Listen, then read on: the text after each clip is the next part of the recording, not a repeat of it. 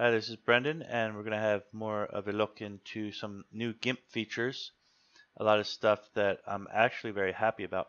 There's GIMP 2.10 that I'm having a look at, and there was a 2.9, but I think it was short-lived, and it might have just been an intermediate place. So there's all these little what you might call quality of life things where they just made subtle improvements, and there are also completely new tools which are extremely useful. Like very for example, I can rotate the canvas now. That's unbelievably useful. That'll help a lot for drawing, those of you using a tablet. And something that I keep wanting to point out is very nice now, because when I'm trying to teach, I had to draw out these diagrams for my courses to show people, well, not diagrams, but I had to make, like, visual aid to show that these slider bars, like right now I'm playing with the opacity on this layer. When you're on the top half of the bar, it goes wherever your mouse points to, right? So you just get direct access to from 0 to 100. And on the bottom, if you grab the bottom half, it's incremental. Well, now you can visually see that. They didn't actually visually portray that so well before, but if you put your mouse halfway on the top, halfway on the bottom, well, it's different. You'll just have to fiddle around to see what I mean by that. It's kind of I've thought 100 times about how to put that into words, but you just have to visualize it or see it yourself. Another thing, this is actually just very interesting, is they have spacing. Now, I knew what that was as soon as I saw it because I've made custom brushes before.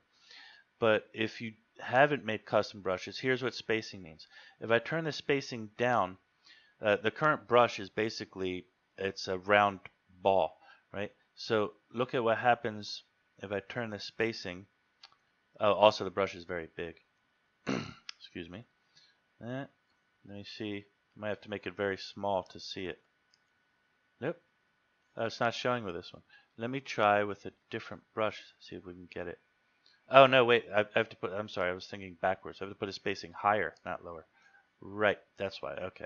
So I'll go back to that original brush. And we'll put the spacing high. Right. So now you start to see dot, dot, dot, dot. It's doing it every 73 pixels as I have it set up there. I'll set up to 134. Now you can actually see, the exact space between each dot. And that, I mean, that's beautiful. Let me see. I'll turn off pressure size, dynamics off, and I'll try and make a line. Same way we used to. Oh, look at that. So you can make dotted lines and stuff on the fly. That's really cool. And you can choose the brush you want to do it with. I think. Let me turn spacing up here. Oh, and it keeps your settings per brush. Right. Now, the reason this is interesting, well, there's many reasons. Let me take something like a textured brush like this one.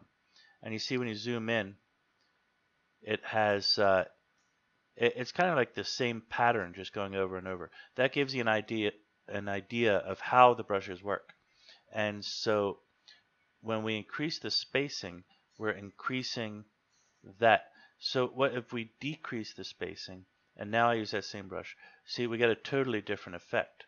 And if you add that effect to one of my, I can't remember if I made this myself. I have, oh yeah, there's my random angle thing. And now we're getting a real brush feel. It's a lot different. Let me undo some of these so you can see it. Now if I go like this, it's really starting to get randomized, right? It looks like more of a natural, because a lot of things, let me take off that random angle, go to dynamics off. Compare these right here. They look kind of natural. Like imagine you're doing, I don't know, spongy or a rough rock kind of texture. But now, oh, that's the wrong one. Dynamics off. Did I get it? Yeah. But now if I do it like this, see how it's like a pattern. It's not very natural. It's not random. So first of all, having the ability to do a random angle with a custom brush setting helps a lot with that. And then being able to play with the spacing helps even more. Because here I made the spacing wider, so it gives, I'll make it even more wide. Right, now it's giving us a dot, dot, dot. Make it a little bit lower than that so it overlaps a little and gives random angle. And it starts to get a lot more natural. It doesn't look like, well, basically if I zoom in, it doesn't look like that. That just looks like some kind of pattern that could be, I don't know, a wire or something. It's kind of like, can't remember the name of that material, but some type of material. But this looks a bit more random and natural. So that's very good for many reasons. It's just something that's a lot easier. And I think you've always been able to control spacing, but it wasn't readily available right here. Or, I mean, I'm crazy and I just forget, but I'm seeing it now. No, I think all the years I've used these brushes, I believe that wasn't there before. There's also another one called Force. I don't even know what that means. It does seem to change something. It's kind of like, it's interesting. It's similar to opacity. I guess it's like whether you're pressing harder or not. Yeah, okay. Well, I'm going to have to set these back to defaults. With GIMP, when you want to go back to the defaults, hit this, as you can see, I'm hitting now this yellow area there, and it'll go back to a default, whatever the original setting was. Okay, so this is a tool that I didn't even know it. I think it was before GIMP 10, but I just noticed it popped up in my toolbox, so I thought I'd point it out.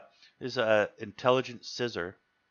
So as you grab around an object, it will guess where it is, right? Now it's not doing a good job. Well, yeah, it's basically not doing a good job because this is about as easy as it gets.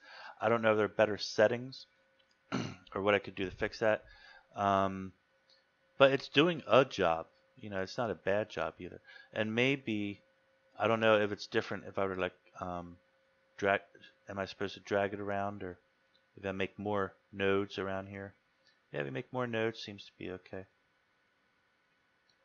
Something like that. Now, I'm not saying it's an easy thing to expect to work here, but that's that.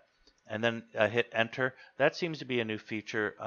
Previously, when I was using the path tool, which I want to do again in a minute, I didn't have to hit enter, I believe, when I made a full selection. Now it kind of, if I can go back a step, no, I can't do that. Yeah, go back a step, you lose it. Let me just try and do this real quick. I guess the reason for that is that, so it completes, right, it completes the form, completes the circle, and then you can play with the nodes. Is that the point of that? Right. So you can play with the nodes a little. Oh, and that helps it to snap into place a little bit better, it seems. Yeah, and now it's doing a good job. Okay. So it's helping, it's called Intelligent Scissors, I believe. And it's helping you just, if you have some shape or form, that's why I drew this random looking object, ball. It's helping you to figure out where that is. And then I can add a node here. Is that right? Yeah, and drag it out a little.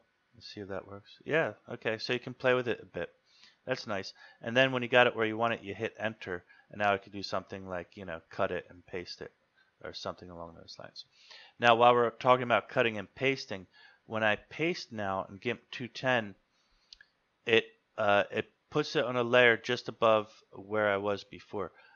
If I'm not mistaken, I believe that before, whenever I pasted, it would go all the way to the top layer. So every time, wherever I was working, I'd have to drag it back down whenever I pasted. Correct me? I mean, am I crazy on that? I'm pretty sure that's what it was. That seemed to be a new feature, which is good.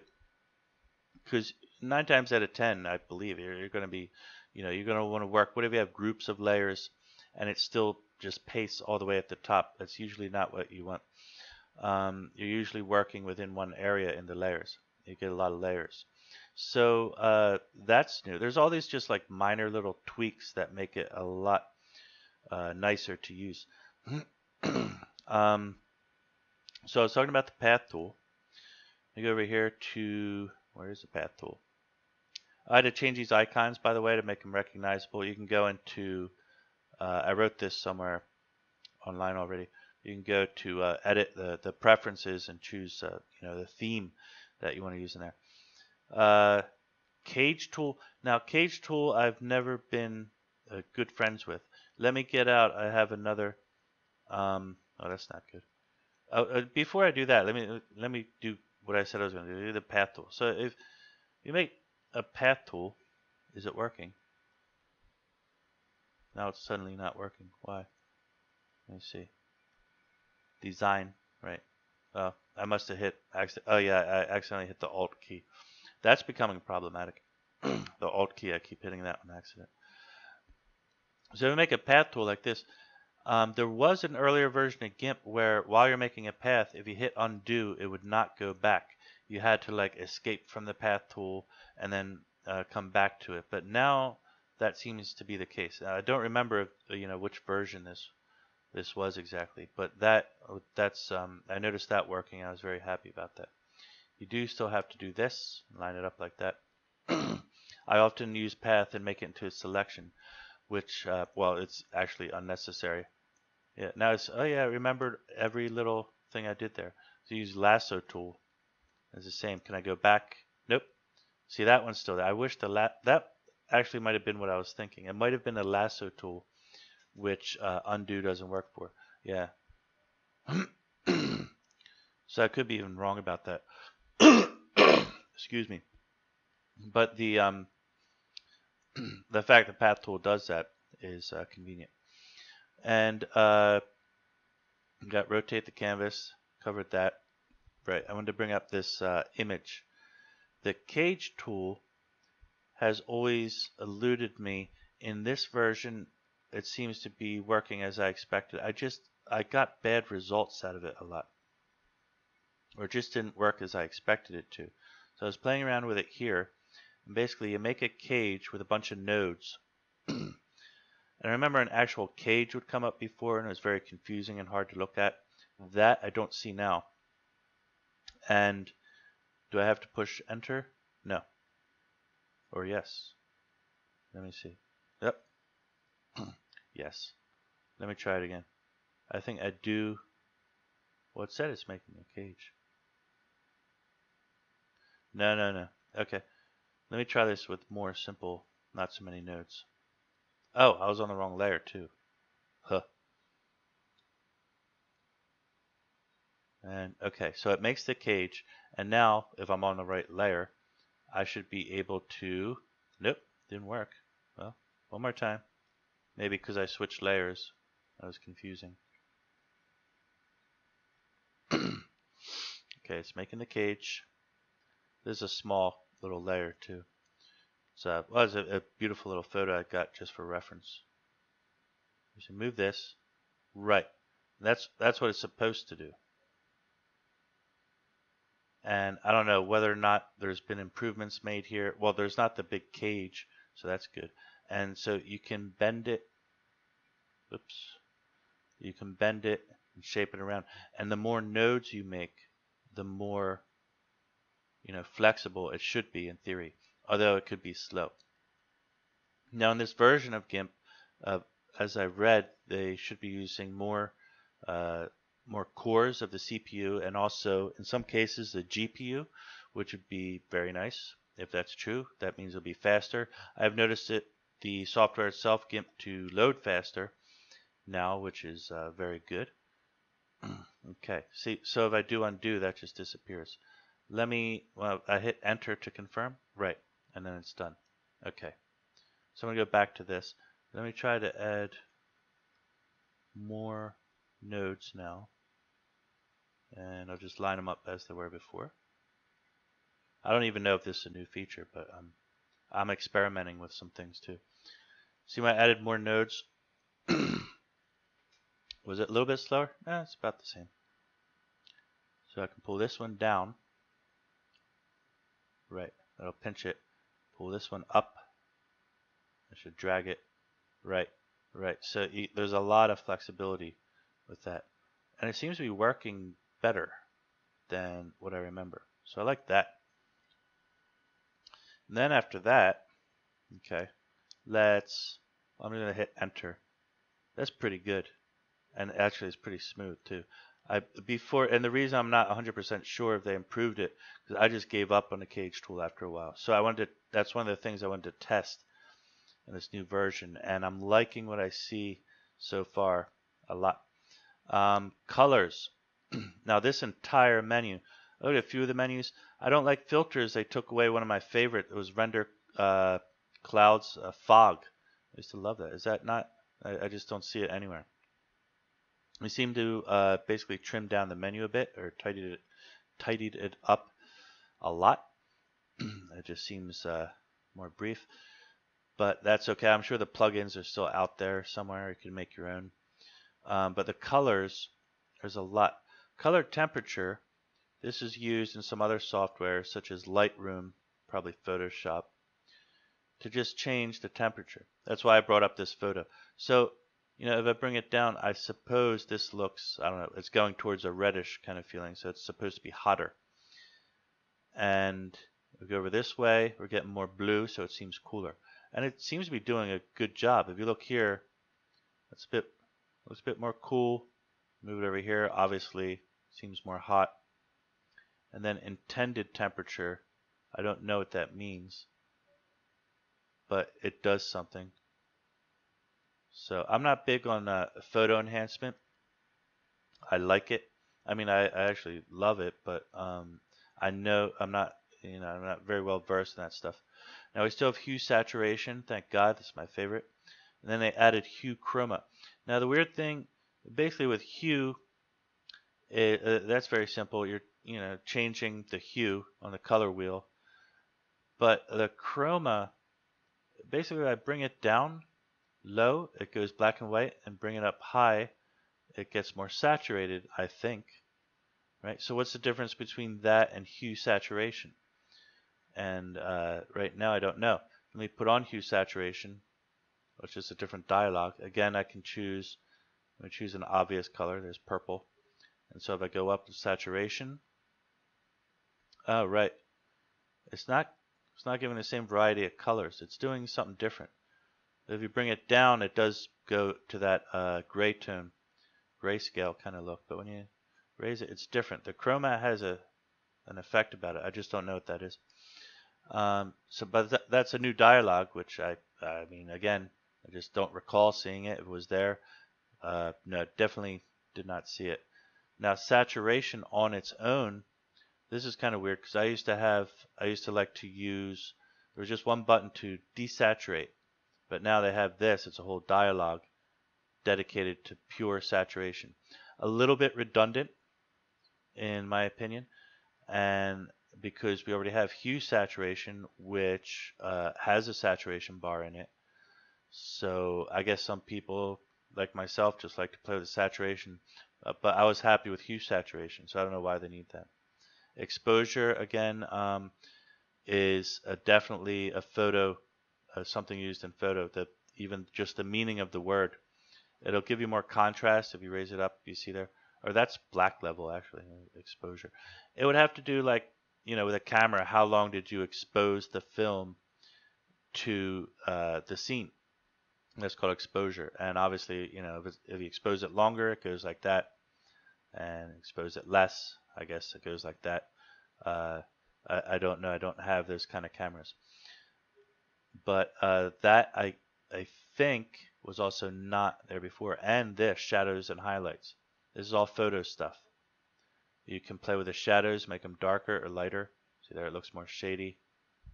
And this photo doesn't have a lot of highlights to it, but if I bring it up, you can see here's low, here's high. The waterfall gets brighter because I guess that's the whitest thing there. And again, I would need some time to focus on this. There's a ton of new stuff in there. And levels and curves were there before, brightness, contrast. And then basically I start to dip out because I know other stuff. Posterize, I never use. Colorize, actually I like that, and that's still there. But there's just tons of new stuff to play with in there. Over here, just looking through, quick skim through. I'm not seeing crop to content, auto crop. I'm not seeing anything. View, I rarely play with it, but it looks about the same. Snap to grid, this and that. Normally image, if you want to make a new guide. Oh, that's a very important thing. I'm kind of afraid to test it right now. There's a big bug in Windows 10 where I could not show the rulers. because it'll slow down the entire computer. Can I do this now? And let me see. So far, so good. Yeah, I do want to have the rulers there because it's very convenient to drag these out, just like that. That would be lovely. I'm holding Shift to move. Oh, let me do this. Nope. It's supposed to toggle when I do that. Oh well. Actually, yeah. If I have the Move tool on, that. You see, it's normally I would have to hold down Shift to be able to grab it, but now I don't need to hold Shift. Actually, that's an improvement too. So I can move the slides around. Yeah, and I've been playing with it for a while now, and everything is still working. Yeah, okay. Well, that's awesome. That's yet another major improvement. So lots of great stuff. One thing that happened, I'm still getting a bug every once in a while if I'm playing around for a long time.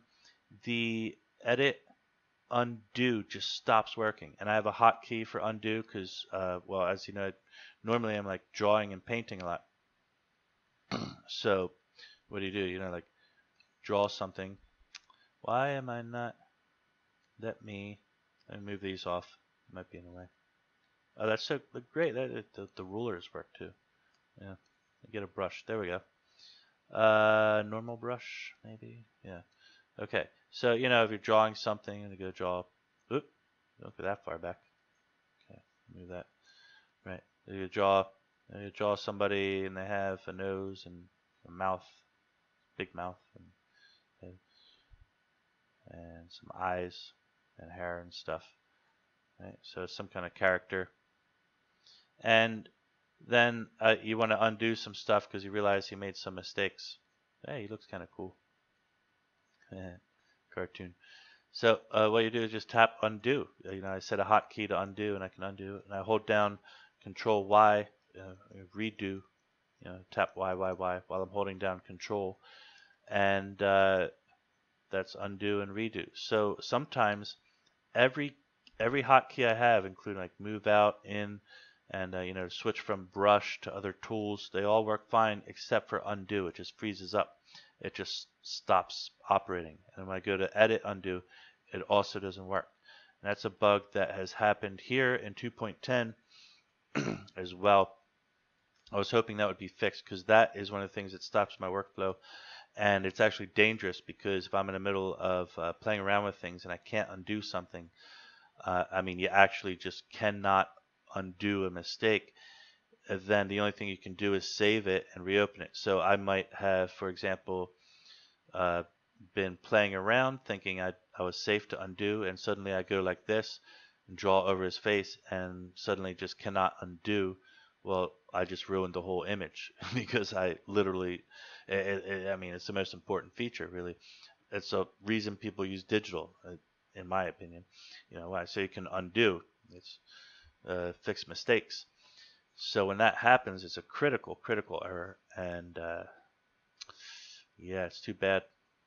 Too bad that still happened on 2.10. Or could it be my installation? Could it be Windows, my operating system? I don't know. So that's all of that stuff. A lot of that was really, really important stuff. The spacing we covered. Any new tools? Oh, just one last thing. Brushes. Now it's called My Paint brush. Right? Now My Paint is one word. And I don't know who or what it is. I haven't looked it up yet. But basically, in theory, excuse me, I'm trying to fill the canvas here. And waiting. Uh-oh, is it going to crash? Are we going to crash? We got a not responding. Nope, we're back. Okay.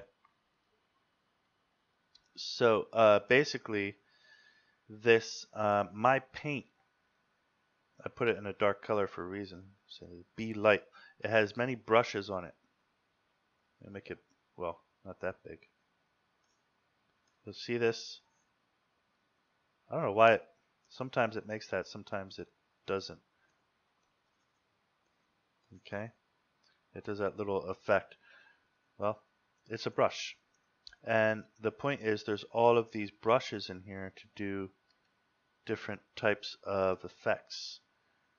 The radius seems to be, it just jumps up to weird numbers, then it stops.